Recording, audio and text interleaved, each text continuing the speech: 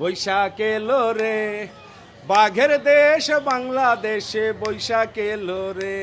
জল পরি জলে নাইসা গান শোনায় রে, বৈশাখ এলো রে। বাঘের দেশ বাংলাদেশে বৈশাখ এলো রে। বুড়ি গঙ্গায় যাইয়া নৌকা বাজ দেখি রে, বৈশাখ এলো রে। আসসালামু আলাইকুম, সবাইকে ওয়েলকাম জানাচ্ছি চায়নার শাওশিং থেকে। আজকের লেজি ব্লগে সবাইকে ওয়েলকাম, আর সাথে জানাচ্ছি পহেলা বৈশাখের অনেক অনেক শুভেচ্ছা। রৌদ্রোজ্জ্বল দিন দিয়েই আজকের দিনটা শুরু হলো। মাইক্রোওয়েভে দিয়ে দিয়েছে আলু ভর্তা। আগেই প্ল্যান করা ছিল আজকে কি কি খাবো, সেই অনুযায়ী শুরু করেছি আজকের সকালের রান্না বান্না। চায়নার আলু না একটু পানসে হয়, সেই জন্য পানিতে না দিয়ে যদি মাইক্রোওয়েভে সিদ্ধ করা যায় একটু বেশি স্বাদ পাওয়া যায়। আর এই দিকে বেগুন ভাজিও শুরু করেছি। বেগুন ভাজিতে একটু যদি চালের গুঁড়া দেওয়া যায় তাহলে খুব কম তেলে ভাজা যায় আর বেশ অনেকটা সময় মুচমুচে থাকে।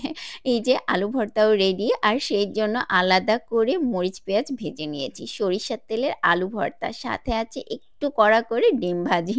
এই যে আমার সাজানো গোছানো জাতীয় ইলিশ মাছ। চায়নাতে না বাজারে ইলিশ মাছ ওইভাবে পাওয়া যায় না, আমরা কখনো দেখিনি, অনলাইনেই কিনে থাকি। আর এই মাছটা হচ্ছে মায়ানমারের। যাই হোক, মায়ানমার, চায়না বা বাংলাদেশের মাছটা কিন্তু বেশ স্বাদের, আর ভেতরে বড় দুইটি ডিমও আছে। এই যে টেবিলে আজকে পহেলা বৈশাখের জন্য একটু লাল ছোঁয়া দেওয়ার চেষ্টা করেছি, লাল রানার দিয়ে। আমার মাছ ভাজিও এখানে শেষ। মাছ ভাজি না অত বেশি কড়া করিনি, তাহলে মাছের স্বাদটা ওইভাবে পাওয়া যায় না। স্বল্প সময়ে স্বল্প আয়োজন শেষ। আমাদের প্ল্যান ছিল সকালেই এইসব আয়োজন করব। আর যথারীতি এই যে বড় বড় দুটি ইলিশ মাছের ডিম দিয়ে ইলিশ মাছ, বেগুন ভাজি, কড়া করে শুকনা মরিচ ভাজি, আর আছে কুরকুরে করে ভাজা ডিম। এই যে এখানে পান্তা ভাত যে দেখা যাচ্ছে, পান্তা ভাতটা গতকাল রাত্রেই রান্না করে বেশি পানি দিয়ে ভিজিয়ে রেখেছিলাম। আর এই যে মাটির জিনিসপত্রগুলো দেখা যাচ্ছে যেগুলাতে সার্ভ করেছি ভর্তা আর ভাজি, এইগুলা না সব চায়না থেকেই নিয়েছি।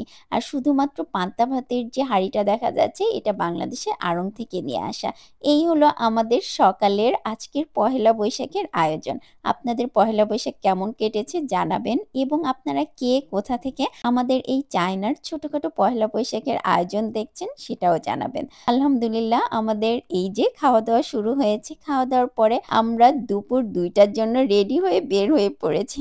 আমাদের আসার আগেই আমাদের প্রতিবেশী চলে এসেছে। এই যে কিউট লিউয়েসি, ওদেরকেও আমরা ইনভাইট করেছিলাম। আমাদের বাসার পাশে যে সুন্দর লেকটা আছে, ওখানে আমরা একটু বারবিকিউ এর আয়োজন করব। আমরা যারা বিদেশে থাকি, ওরা নিজেরা যদি একটা কমিউনিটি আয়োজন না করে এইরকম বাঙালি উৎসবের, তাহলে না এই উৎসবগুলো ওইভাবে বোঝা যায় না। চায়নাতে আরো কম বোঝা যায়। আমরা নিজেরাই আয়োজন করেছি আমাদের চাইনিজ প্রতিবেশীদেরকে নিয়ে। ওদেরকে বললাম আমাদের এটা বেঙ্গলি নিউ ইয়ার, আসো আমরা একসাথে সেলিব্রেট করি। ওরা না খুব খুশি হয়েছে আর আমাদের সাথে জয়েনও করেছে।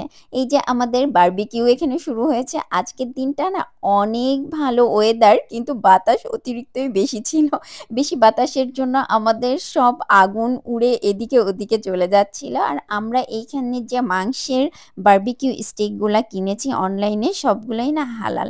হালাল জিনিসগুলো চায়নাতে অনলাইনে বেশ ভালোই অ্যাভেলেবেল পাওয়া যায়। আমরা সেগুলা নিয়েছি। এখানে মাশরুম আছে, মাছ আছে, আর কিছু সবজি।